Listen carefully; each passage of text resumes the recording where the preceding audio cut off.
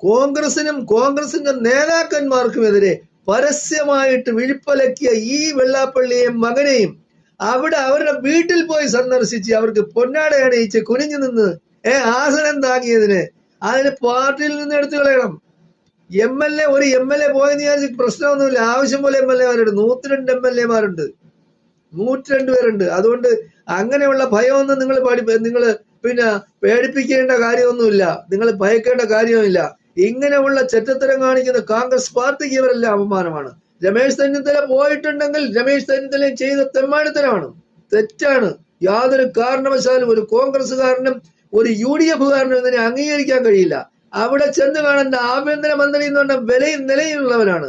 അവര് വന്ന് കാണട്ടെ, ഒരു കുഴപ്പമില്ല. പക്ഷേ ജനങ്ങളുടെ മുമ്പിൽ നമ്മൾ മോശക്കാരാവും, കുറ്റവാളികൾ, സാമ്പത്തിക കുറ്റവാളികൾ ആണ്. ഈ പിന്നെ തുഷാർ വെള്ളപ്പള്ളി UAE ജയിലിൽ കിടന്നവനാണ് സാമ്പത്തിക പ്രശ്നത്തിന്.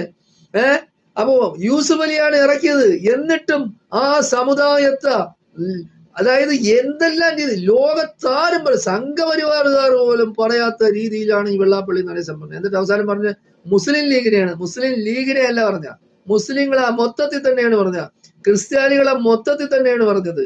അപ്പൊ അതുകൊണ്ട് ഇതെല്ലാം മനസ്സിലാക്കണം, മനസ്സിലാക്കി പ്രവർത്തിക്കണമെന്നും ഈ ബിന്ദുകൃഷ്ണ ഇങ്ങനെ ചെയ്തതിന് പാർട്ടിയിൽ നിന്നും ശാസന മാത്രമല്ല സസ്പെൻഷൻ നടപടിയെടുക്കണം, മന്ത്രിസ്ഥാനത്ത് നിന്ന് നീക്കണം.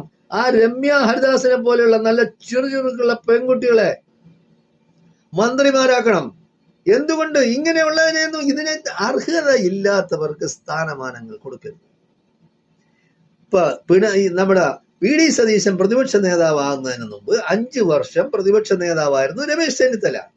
അതായത് കാര്യങ്ങൾ വസ്തുനിഷ്ഠമായി പഠിച്ച് അതിൻ്റെതായ രീതിയിൽ നിയമസഭയിൽ സംസാരിക്കാൻ കഴിവ് കാണിച്ച വ്യക്തിയാണ് നമ്മുടെ ചെന്നിത്തല, രമേശ് ചെന്നിത്തല. അതേസമയം VD സതീശൻ എന്ന് പറയുന്നത് വസ്തുനിഷ്ഠമായി കാര്യങ്ങൾ പഠിച്ച് അതിൻ്റെതായ രീതിയിൽ അവതരിപ്പിച്ച് ഇത്രയും ശക്തമായ ഭാഷയിൽ സംസാരിക്കാൻ കഴിയുള്ള എത്ര പേർ? വളരെ കുറച്ച് ആൾക്കാരേ ഉള്ളൂ കോൺഗ്രസിന്. അപ്പോ അത് കഴിവില്ലായ്മ കൊണ്ടാണ് പ്രതിപക്ഷ നേതാവായിരുന്നിട്ട് പാർട്ടിയെ അധികാരത്തിൽ എത്തിക്കാൻ കഴിയാതിരുന്നത്. അത് സ്വന്തം, അതായത് കഴിവുകേടെങ്കിലും മനുഷ്യർ മനസ്സിലാക്കണം.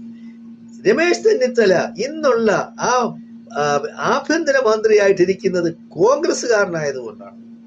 അത് മനസ്സിലാക്കണം.